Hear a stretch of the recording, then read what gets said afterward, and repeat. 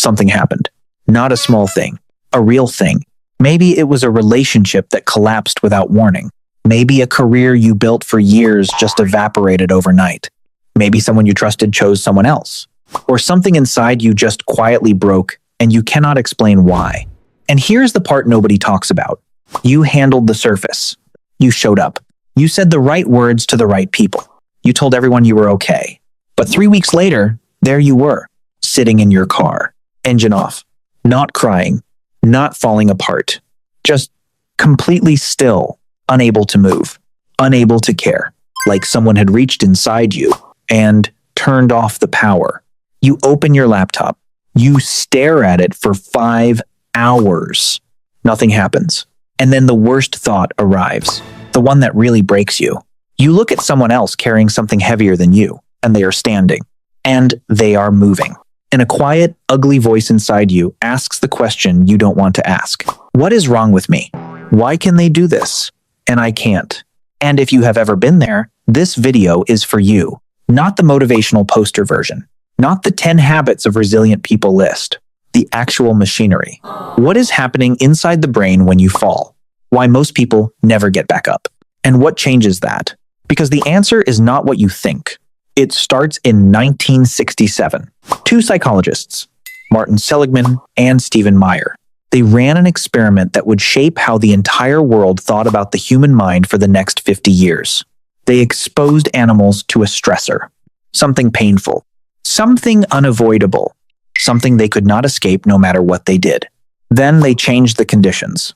Escape became easy, obvious, wide open. The animals did not try. They lay down. They absorbed it. They gave up entirely. Seligman and Maier named this learned helplessness. And the conclusion spread everywhere, into therapy, into schools, into self-help, into culture. If life beats you enough times, you stop trying. You learn that nothing you do matters, and that learning makes you passive. For 50 years, that was the answer. Then something happened that almost never happens in science. In 2016, the same 2 men published a follow-up paper in Psychological Review. They called it Learned Helplessness at 50, and they said something remarkable. We were wrong. 50 years of neuroscience had shown them something they had not understood in 1967. Giving up was never learned. Shutting down is the factory setting, as when a mammal experiences pain it cannot escape. A small structure deep inside the brainstem, called the dorsal raphe nucleus, floods the entire system with serotonin. And that flood actively shuts down the impulse to try. Not as a malfunction, as a feature, as protection. It is automatic. It is built in. It is running inside every human being on Earth, including the toughest person you have ever met. That shutdown you felt in the parking lot, that emptiness, that paralysis. It was not weakness. It was not a character flaw. It was not something broken inside you that isn't broken inside other people. It was your brain doing exactly what it was designed to do. But here is where it gets interesting. Because if shutdown is automatic, what isn't? Control detection. There is a region sitting right behind your forehead, the ventromedial prefrontal cortex. Its job is to scan your situation and answer one question. Do your actions actually change anything here? When that region detects a yes, it reaches back into the brainstem and it switches the shutdown off. Not motivation, not willpower, not a pep talk, a biological switch. And the critical thing is this: that region is not pre-installed with belief in your own agency. It has to learn it. It builds the evidence base through experience, through watching your actions produce outcomes over and over and over, which means 2 things. Collapse is standard equipment. Control is software you install. Think about a circuit breaker in a house. When too much current hits the system, the breaker trips and kills the power. That is not a defect. That is the mechanism that keeps the house from burning down. The shutdown is supposed to happen. But a breaker is different from a fuse. A fuse blows once and it's done. A breaker is built to be reset. The entire question of whether the lights come back on tonight is not about the breaker. It is about whether you know where the panel is, and whether you know your hand is what resets it. Most people spend their whole lives sitting in the dark, waiting for the lights to come back by themselves. So, why does the control detector fail to develop in so many people? Because modern life is quietly, systematically destroying every condition required to build it. Look at what fills your average day. Inflation you cannot affect. The comment section of something you posted, news cycles engineered to produce outrage, wars on other continents, algorithms deciding whether your work gets seen, strangers forming opinions about your face. Every single one of these is a real stressor, and you have zero control over any of them. You absorb these for hours every day. And what does that do to your brain? Hours of pain you cannot act on, which is the precise laboratory condition that produces shutdown. And at the same time, what have you removed from your life? You don't cook anymore. Food arrives in 30 minutes. You don't wait anymore. It streams instantly. You don't sit with boredom. You scroll. You don't have the hard conversation. You leave them on read. You don't push through the workout when it's painful. You skip. Every uncomfortable thing you could actually control has been engineered out of your life for the sake of convenience. Your day is now made of stress you cannot influence and comfort that requires no effort. There is nothing left in your week where you struggle against something real and win. Your control detector has no data. It has never seen evidence that your effort changes outcomes. And so it has never learned to switch off the shutdown. You are not weak. You were never given the reps. That is a completely different problem. And unlike weakness, it is fixable. But before we get to how, you need to see the 3 patterns that are actively making this worse. Because most people aren't just undertrained. They are doing things that specifically reinforce collapse every single day. The first trap is called protecting your peace, and it is the most dangerous one. Because it sounds like wisdom. You have learned beautiful words for avoidance. You are setting a boundary. You are honoring where you are right now. You are protecting your energy. And sometimes, genuinely, you are. But be honest with yourself for just 10 seconds. When you cancel the meeting because you're not in the right headspace. When you don't send the email because it's not the right time. When you quit the program in week 2 because it was affecting your mental health. When you avoid the difficult conversation with your father for the 4th year in a row. Every one of those was a controllable stress. Every one was a rep you could have taken. And every time you deleted it instead, you ran a training session that taught your brain one lesson. Hard things are threats to retreat from, not forces I move. And the brutal part is that avoidance feels like relief in the moment. And relief feels like proof that you made the right call. The trap rewards you every time you fall into it. Meanwhile, the stress you cannot control at all, the news, the strangers, the noise, you leave completely switched on. You are shielding yourself from the only stress that could build you. And you are drowning in the only stress that guarantees you stay exactly as fragile as you are.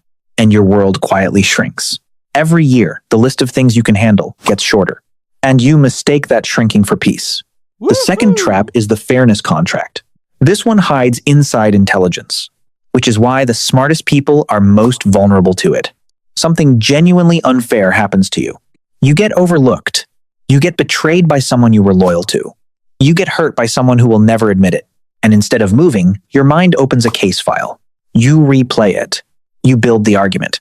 You rehearse what you should have said. You explain it to people around you and watch them nod and tell you that you were right. You collect evidence. And you were right. That's what makes this trap so sticky. It genuinely was unfair. But notice what you are doing with your energy. You are not trying to change the situation. You are trying to win a verdict. You want reality itself to acknowledge it made a mistake before you agree to move forward. Reality never shows up to court. And psychologically, the fairness contract does something very specific. It places the power to release you into someone else's hands. Because you have decided you cannot move forward until they admit what they did. The person who hurt you now controls the timeline of your recovery. You handed them that key and called it standing up for yourself. Being right and being free are almost never the same thing. The third trap is identity fusion. There is a difference between the business failed and I am a failure.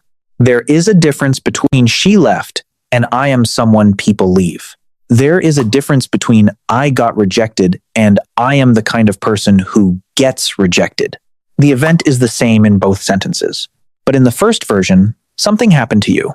In the second, something was revealed about you. When you fuse the event to your identity, recovery becomes mechanically impossible. Fixing a bad quarter is a project. You can start it Monday. Fixing who you fundamentally are is not a project. It is a life sentence. And your brain, quite rationally, does not attempt tasks it has classified as impossible. So it shuts down. Not drama. Not self-pity. Biology. and every setback becomes existential. A missed deadline becomes evidence about your future. One failed relationship becomes proof about your entire life. You carry every hit you have ever taken into every new room you walk into. And you wonder why you feel so heavy. Now, let's talk about what actually builds the reset. And I want to be clear about what we are not doing here. We are not trying to make you stop feeling the hit. You cannot choose not to trip the breaker any more than you can choose not to bleed when you are cut. That mechanism is older than your personality. It does not take requests. Anyone selling you a version of strength that feels nothing is selling you a fantasy. And chasing that fantasy will only add shame on top of pain. The goal is something smaller and something real. Shorten the distance between the hit and your first controlled action. That is it. That is the whole skill, not the absence of falling. The speed of the reset.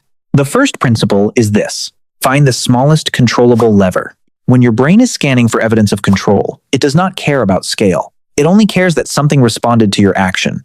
So after a hit, stop asking, why did this happen to me? That question has no lever attached to it. Ask instead, what is the smallest thing in front of me right now that will move if I push it? Make the bed. Send one email. Wash the dishes. Walk to the end of the street and come back. It will feel insultingly small compared to the size of what just happened. Do it anyway. You are not solving your life. You are feeding your prefrontal cortex one piece of evidence. Evidence that your actions still produce outcomes. And that evidence is what flips the panel back on. The second principle: choose your stress instead of only receiving it.